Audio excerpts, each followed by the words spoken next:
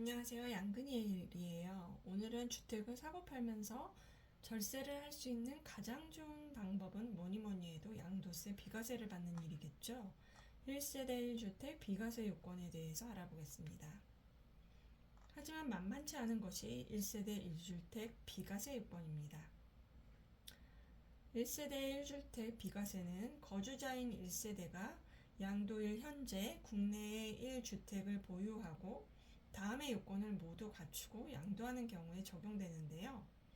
1세대 1주택 비과세 요건은 먼저 보유기간이 2년 이상일 것, 둘째, 취득 당시 조정 대상 지역에 있는 주택을 보유기간 중 거주기간이 2년 이상일 것, 셋째, 양도 당시 주택이 고가주택, 실지거래가액인 12억 초과에 해당하지 않을 것.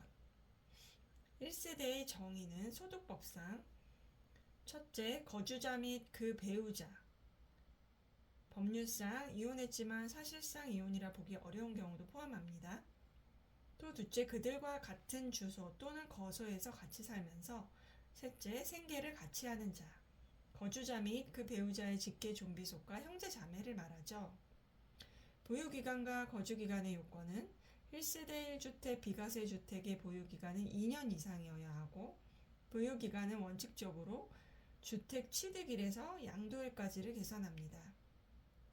21년 1월 1일 이후 양도분부터 1세대 2주택 이상을 보유한 경우 다른 주택지를 처분하고 최종적으로 1주택만 보유하게 된 날로부터 보유 거주 기간을 재기산하였으나 22년 5월 10일 이후 양도분부터는 보유 거주 기간 재계산 제도를 폐지하여 해당 주택의 취득일부터 보유 거주 기간을 기산해요.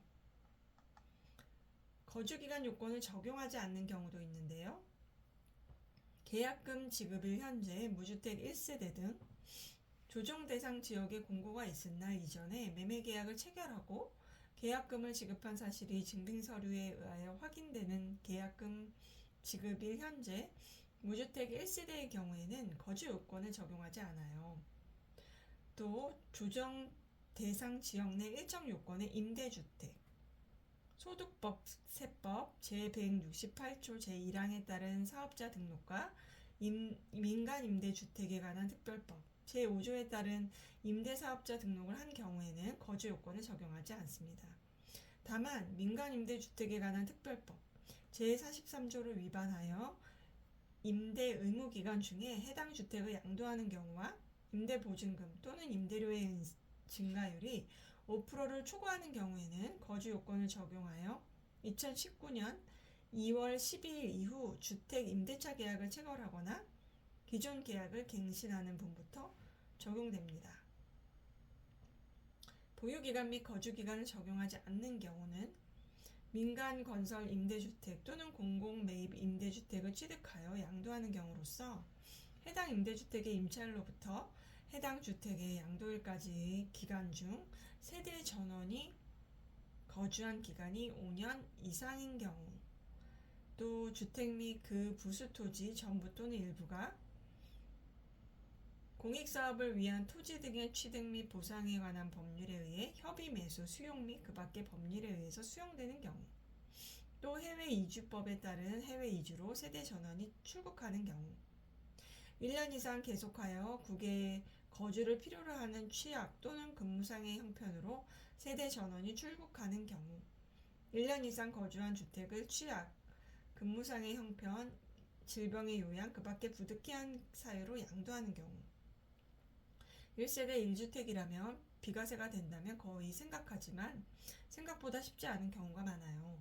1세대 1주택 비과세는 1세대들 기준으로 하므로 부모 1세대와 자녀 1세대로 각각 세대를 구성한 다음에 이를 분리해야 1세대 1주택 비과세를 받을 수 있어요. 세대 구성의 핵심은 첫째, 혼인하여 배우가 있거나, 둘째, 만 30세 이상일 것, 셋째, 일정 소득 이상을 갖출 것, 기준 중위소득 40% 이상, 세 가지 중 최소 한 가지를 갖추어야 합니다. 실질과세 원칙이므로 외형상은 세대 분리가 되었지만 실제 거주를 하지 않았다면 비과세가 적용되지 않을 수도 있어요. 따라서 최선의 절세는 상황에 맞추어 원칙을 지켜서 절세하는 방법이 최선이겠죠.